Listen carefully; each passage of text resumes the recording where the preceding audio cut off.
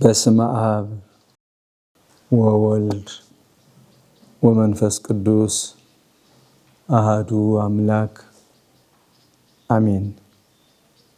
ከሁሉ አስቀድሞ በልዩ መለኮታዊ ጥበቃው ጠብቆ መዋዕለ ጾሙን በቸርነቱ አስፈጽሞ ለብርሃነ ትንሣኤው ስላደረሰን ክብርና ምስጋና ለእርሱ ይሁን እያልኩ የተከበራችሁ አባቶቼና እናቶቼ፣ ወንድሞቼና እህቶቼ በሀገራችን በኢትዮጵያና በተለያዩ ዓለማት የምትገኙ ኦርቶዶክሳውያን በሙሉ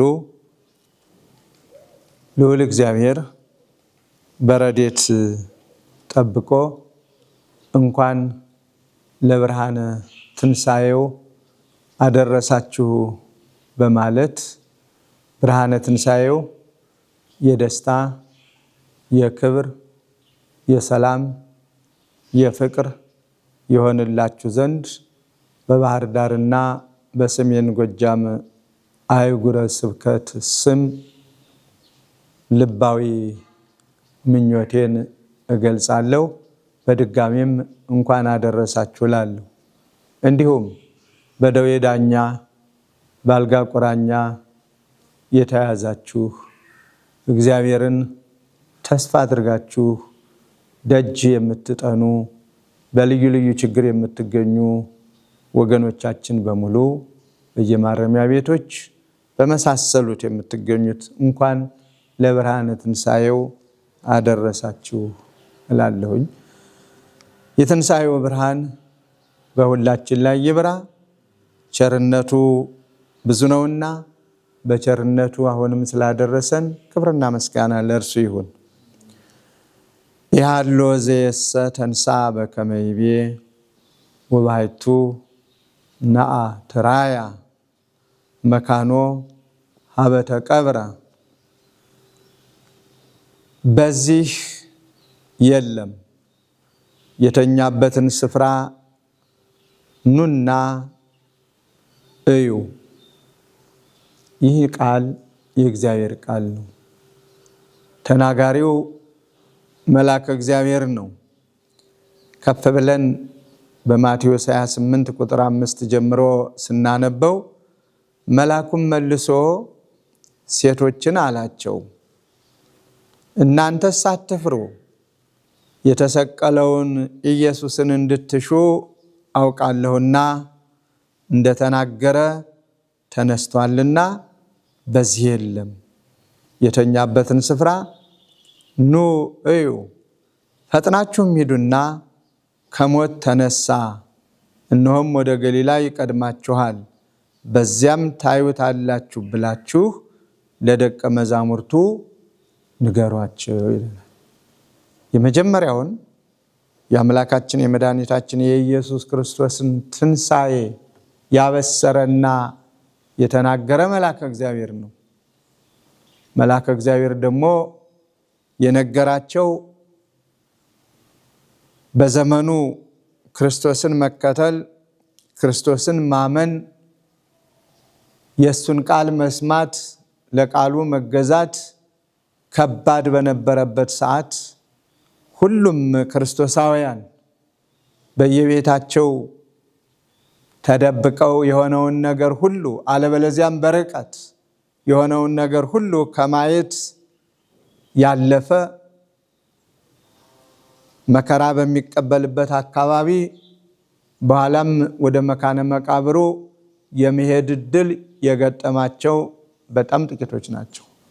ለዚያውም እናቶቻችን፣ እህቶቻችን፣ ከዚያም በእናቶቻችን ጥሪ ከቅዱሳን ሐዋርያት ሁለቱ ቅዱስ ጴጥሮስና ቅዱስ ዮሐንስ ማለት ነው።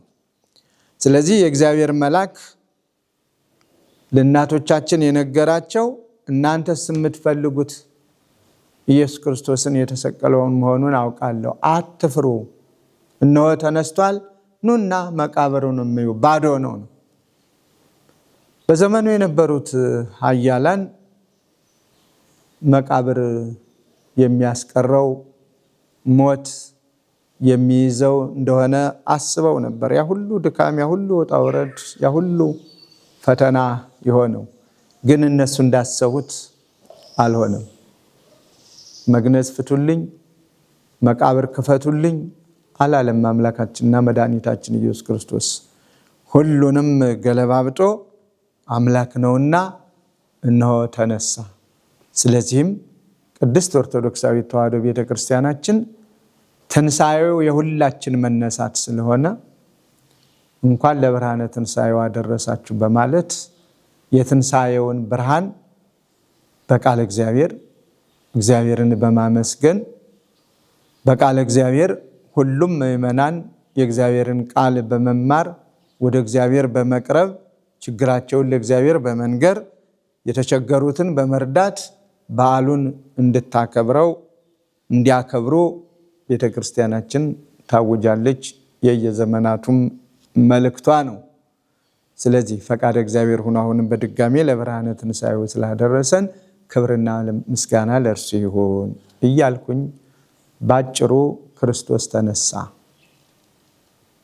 ሞትን በሞቱ ገደለ፣ ነፃነትን ሰጠን፣ ዲያብሎስም ታሰረ፣ የሰው ልጆች ወደ ቀደመ ርስታቸው ተመለሱ። በአዳም በደል ምክንያት የተነጠቀው ልጅነት ተመለሰ። ይህ ሁሉ የእግዚአብሔር ቸርነት እንጂ የሰዎች የኛ ሩጫ ወይም የአባቶቻችን ሩጫ አይደለም። አባቶቻችን በተቻላቸው መጠን ጸልየዋል፣ አልቅሰዋል፣ ተሎ እንዲመጣም ሌትም ቀንም ብለው ጮኸዋል፣ ጩኸታቸውን አስተጋብተዋል። ስለሆነም ጩኸታቸውን ሰምቶ ልመናቸውን ተቀብሎ አምላካችን ወደዚህ ዓለም መጥቶ የእኛን መከራ ተቀብሎ አድኖን በሞቱ ሞትን ድል አድርጎ ነፃነትን አጎናጽፎናል። ስለዚህ ክርስቶስ ተነሳ ብለን ትንሣኤውን ስናከብር ዛሬም የህሊና እንቅልፍ ያዛለን፣ ህሊናችን የሞተ ከበጎ ነገር የራቀ ሰላምን የተነጠቀ ሰላምን ያጣው ህሊናችን ከእንቅልፉ እንዲባንን እንዲነሳ ሰላሙን አንግቦ ፍቅርን ይዞ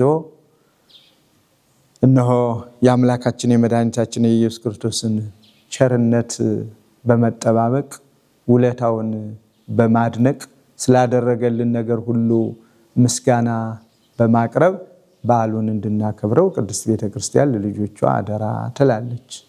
በዓሉን ስናከብር ወገኖቻችንን በመርዳት በዓሉን እንድናከብረው እንጂ እኛ ያገኘነውን እየበላን እየጠጣን አላስፈላጊ ነገሮችን ላለመስራት እጅግ ጥንቃቄ ያስፈልጋል። አምላካችን እግዚአብሔር ለብርሃነ ትንሣኤው ስላደረሰን ክብርና ምስጋና ለእርሱ ይሁንልን። በድጋሚ በሀገራችን በኢትዮጵያ እንዲሁም በመላው ዓለም የምትገኙ በልዩ ልዩ ችግር የምትገኙ ወገኖቻችን በሙሉ እንኳን አደረሳችሁ። እንደ ዛሬ ሁሉ ለሚመጣው ዓመት በረድኤት ጠብቆ ያድርሳችሁ። የሰላም አምላክ ሰላሙን ያብዛልን፣ ችግሩን ሁሉ ያርቅልን። እግዚአብሔር ይጠብቅልን፣ እግዚአብሔር ይባርክልን።